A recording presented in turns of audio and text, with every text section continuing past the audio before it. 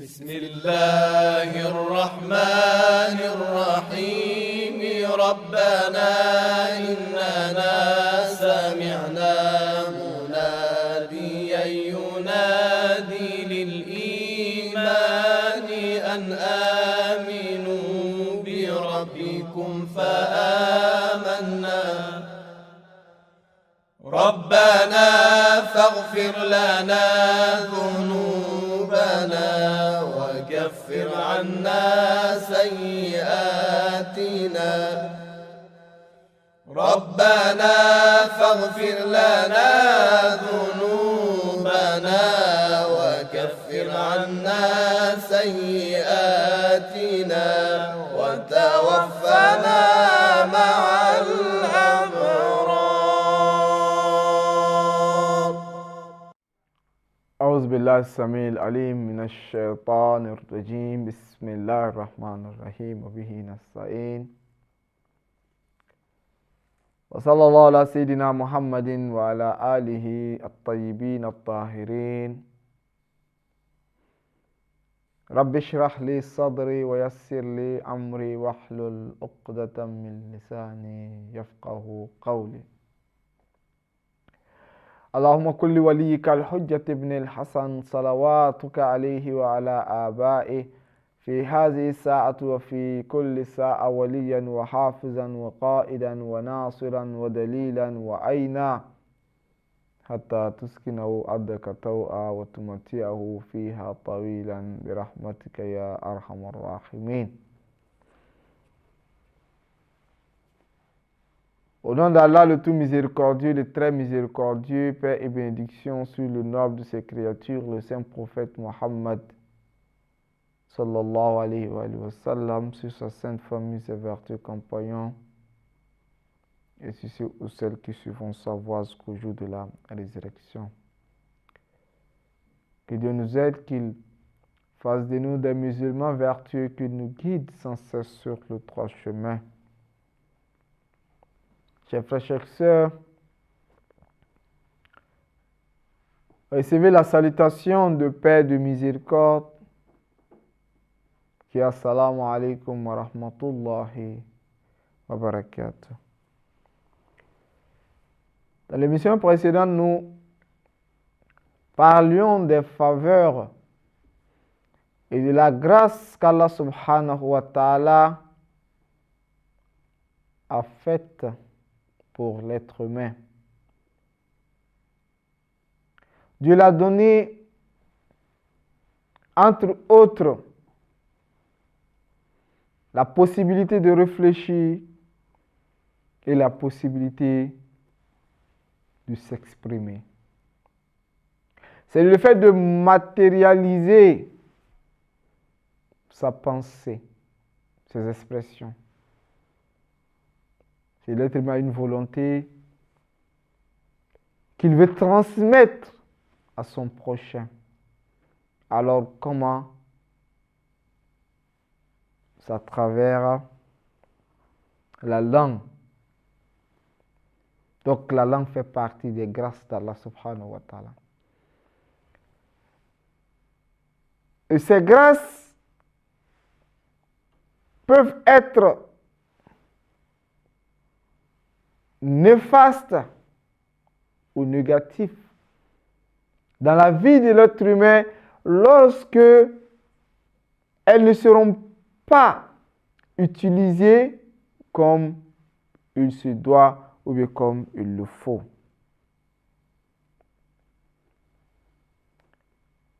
Parmi les faveurs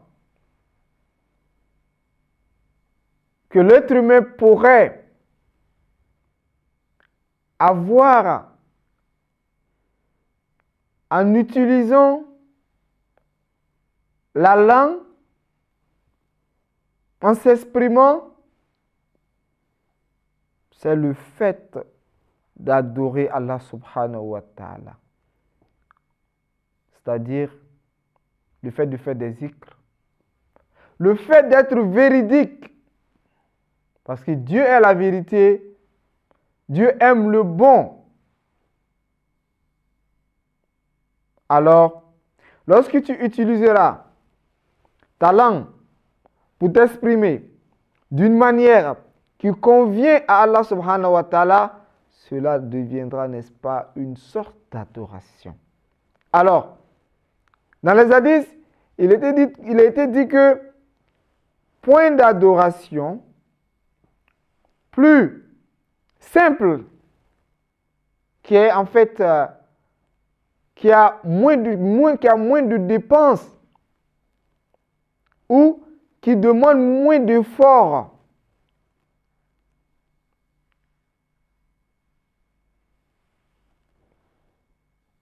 et meilleur et plus noble également auprès d'Allah subhanahu wa ta'ala, c'est le fait de dire des propos qui le conviennent, des propos qui conviennent à Dieu et qui est fait pour la face d'Allah subhanahu wa ta'ala.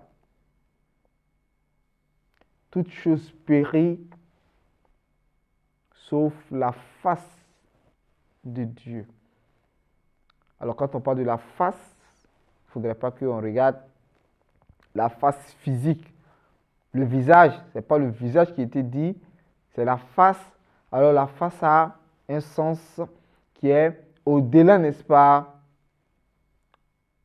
de la physionomie de l'être humain.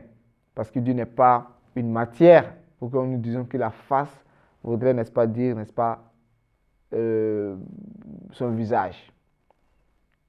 Même si l'expression visage a été exprimée, cela ne veut pas dire que Dieu a, comment on appelle là, un visage matériel et physique.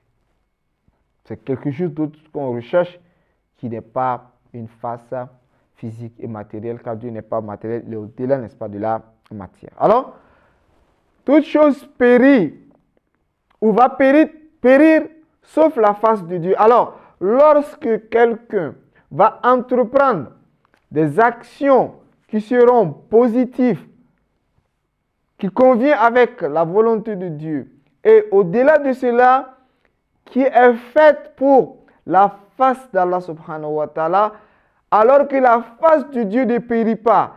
Et lorsque cette chose serait faite pour la face de Dieu, elle ne va en aucun cas, n'est-ce pas, périr. Alors lorsque le jour de la résurrection, tu viendras avec une action, sûrement l'action serait, n'est-ce pas, avec toi, elle ne va jamais périr. Pourquoi? Parce qu'elle était faite pour la face de Dieu et la face de Dieu, n'est-ce pas, ne périt pas. Donc en aucun cas, elle ne va périr. Donc, il faudrait que nous soyons des personnes véridiques. Nous disions des propos. Nous utilisons nos moyens de s'exprimer pour être positifs dans la société. Ce n'est pas pour être des diffamateurs, des menteurs, des traîtres. Et ceux-là même qui ne font que détruire du jour au lendemain, n'est-ce pas, les sociétés de par leur langue. La langue n'est pas faite pour détruire. Mais ça fait partie des grâces de Dieu. La grâce de Dieu est positive, donc la langue devrait être utilisée dans le même cadre de la positivité, pas d'être négatif dans la société. Allahumma inni as'aluka min 'azamatika bi a'zamiha wa kullu 'azamatika 'azima. Allahumma inni as'aluka bi 'azamatika kulliha.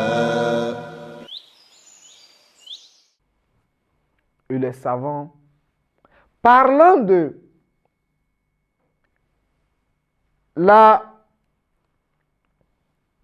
d'une personne raisonnable, disent que une personne raisonnable qui réfléchit ou une personne réfléchie, c'est celui-là même qui utilise sa langue dans les endroits positifs. C'est-à-dire quand celui-ci veut parler, il parle dans des lieux ou des choses, il se mêle dans des choses qui sont positives. Il n'est pas hors sujet. Alors, être positif dans la parole, utiliser la langue pour dire des choses qui pourront nourrir une société, qui pourront amener la société à l'avant, exprime la nature même de l'être humain. Parce que la parole de l'être humain, c'est quoi? C'est son intérieur qu'il est en train de faire sortir. Il y a quelque chose que tu as dans ton fort intérieur, donc c'est ta personne que tu es en train de manifester dans tes propos. L'imam Ali alayhi salam dit, il dit takallamu tu'rafu fa innal mar'i makhbu'un tahta lisani. Il dit la nature de l'être humain se cache sous sa langue. Il dit alors parlez et on vous déterminerait, parlez et on saurait qui vous êtes. Car tant qu'une personne ne parle pas, on ne peut pas savoir de quelle nature il est. Mais quand il va parler, automatiquement, on saurait de quelle classe il fait partie. Celui-ci fait partie de la basse classe des ignorants, ou bien celui-ci est un intelligent, un intellectuel. Celui-ci est poli ou impoli. Celui-ci est modeste ou bien arrogant. C'est à travers les propos qu'on pourrait déterminer l'être humain. Tant que tu ne parles pas, on ne peut pas savoir qui tu es. Parce que l'être humain, on ne peut pas déterminer l'être humain de par ses vêtements. Combien d'intellectuels n'en ont pas d'argent pour s'en offrir, n'est-ce pas, des vêtements de luxe? Combien d'ignorants en ont beaucoup d'argent qui se font, n'est-ce pas, des vêtements de luxe? Alors, est-ce que la grandeur de l'être humain doit être mesurée de par ses vêtements? Non, pas par cela, mais par son savoir-faire. Alors, lorsqu'on veut savoir qui il est, tant qu'il ne parle pas, on ne peut pas, n'est-ce pas, savoir qui est, n'est-ce pas, celui-ci. Et l'être humain, quand tu vas vivre, n'est-ce pas, avec lui, au fur et à mesure que tu vis avec lui, l'écouter, n'est-ce pas, dans ses propos, c'est en cela que tu pourrais réellement déterminer qui est celui-là. C'est une bonne personne, une personne véridique, ou bien si elle n'est pas véridique. Mais cela, c'est dans ses propos, les paroles données, la manière de s'exprimer, pour voir sa politesse, sa connaissance, sa modestie. Tout ça, ça travaille, n'est-ce pas, les propos de l'être humain. Et l'imam Ali également nous dit, il dit, lisanul aqil wara'a qalbihi. Il dit une personne consciente, raisonnable, réfléchit avant de parler. Mais une personne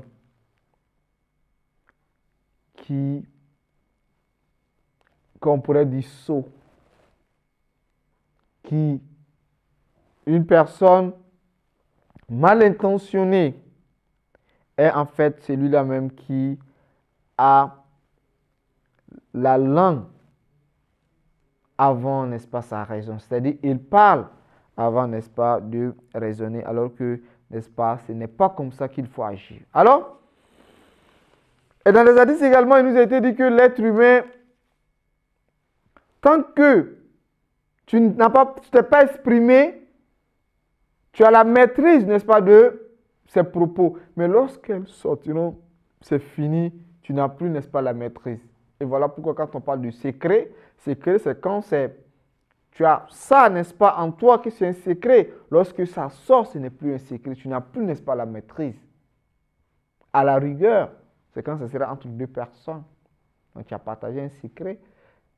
Mais le réel secret, c'est quand tu as ça, n'est-ce pas, en toi. Sinon, quand ça va sortir, tu pourrais faire confiance à quelqu'un et celui-ci va faire sortir, n'est-ce pas, ses propos. C'est tout à fait possible.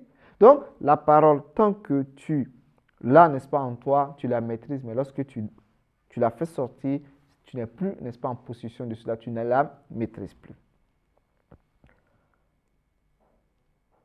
Le prophète Luqman, alayhi salam, nous dit, il dit Ya Bunayya, ou bien Luqman, parce qu'il y a une divergence, est-ce que c'est un prophète, ou bien c'est un élu, n'est-ce pas, de Dieu.